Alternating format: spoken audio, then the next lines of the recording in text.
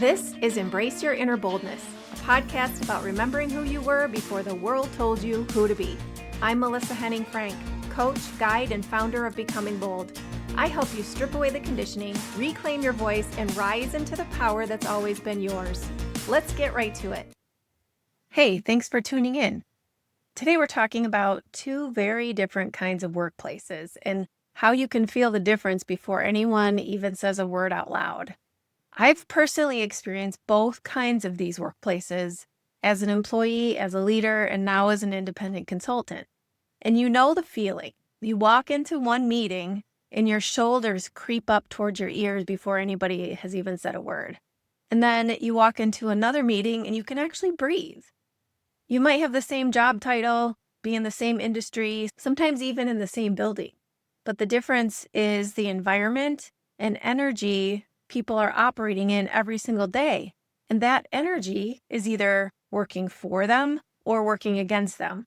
So let's talk about what a toxic workplace actually looks like and what a psychologically safe one looks like and what it costs or pays off in the short term and the long term. A toxic workplace isn't always loud. Sometimes it's obvious, though. There could be yelling or public call-outs, a leader who rules everything through fear or command and control. But more often, it's quiet. It's the meeting where one person's idea gets credited to somebody else and nobody corrects them. Or it's the team where mistakes get punished instead of examined. It's where people are talking behind each other's backs and it's not positive or productive. It's more gossipy and two-faced. It's the culture where people learn fast that speaking up costs more than staying quiet. It's the leader who badmouths you when you walk out of the room, but won't confront you directly if there's something to be addressed. In a toxic workplace, people spend their energy managing perception instead of doing their best work. They're constantly reading the room, calculating what is safe to say, deciding what to bring up and what to sweep under the rug. And in the short term, toxic workplaces can actually look productive. Deadlines get hit because people are scared not to hit them. Numbers look fine. Leadership might even point to results as proof that things are working. But underneath that, people are exhausted. Anxiety is high. Trust erodes fast, and once it's gone, it's expensive to rebuild. People start covering their own asses instead of collaborating, and that quietly slows everything down, even while the surface numbers still look okay. Long-term, toxic workplaces bleed right out, turnover climbs, and it's usually your best people who leave first because they have options. And the ones who stay often disengage. They do the minimum required and save their real energy for somewhere else.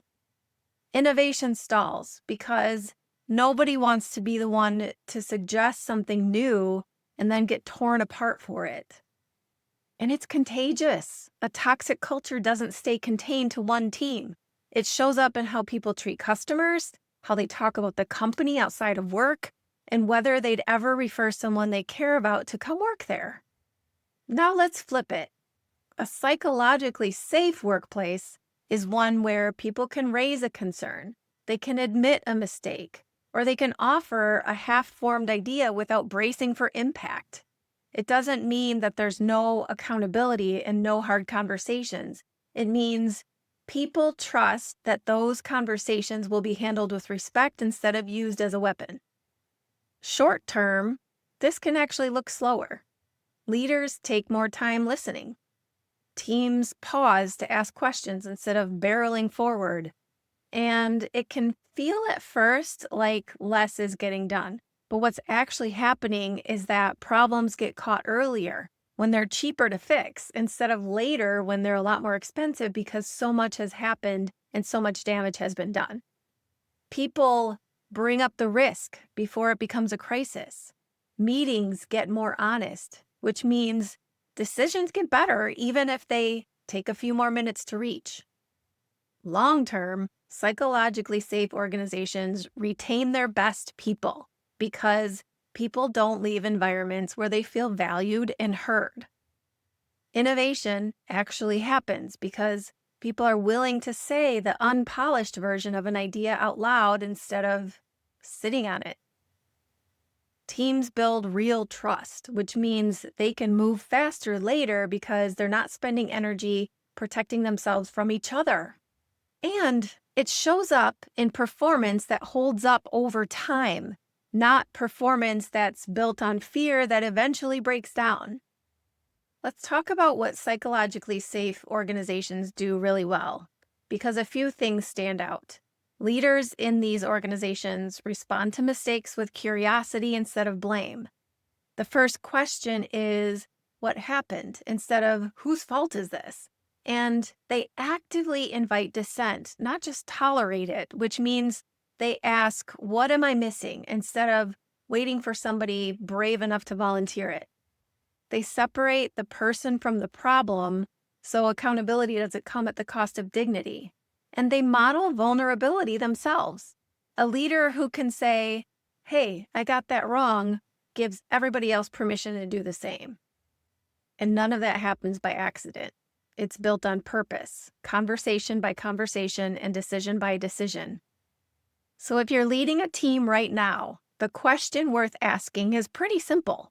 When somebody on your team makes a mistake or raises a concern, what actually happens next?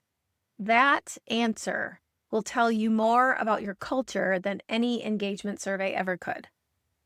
Before we wrap up, I want you to know that I'm so grateful for every one of you who keeps showing up to these episodes. It matters more than you know. And if you find this content helpful, be sure to follow me on social media and check out the programs I offer that allow you to identify and eliminate the energy leaks and frustrations you keep recycling. The link is in the show notes. And until next time, please be kind to your mind. That's it for today's episode of Embrace Your Inner Boldness. If this stirred something in you, don't let it fade. Screenshot this episode, tag me at Becoming Bold LLC, and share it with someone else who's ready to rise. And hey, if you haven't already, take a second to subscribe, rate, and review the show. That's how we spread the boldness and keep this movement growing. Whatever came up for you today, feel the fear and do it anyway. You don't need to wait for perfect timing or permission. You are powerful. You are ready. And remember, the only limit to your boldness is the one you set for yourself. Until next time, stay bold, stay curious, and keep becoming you.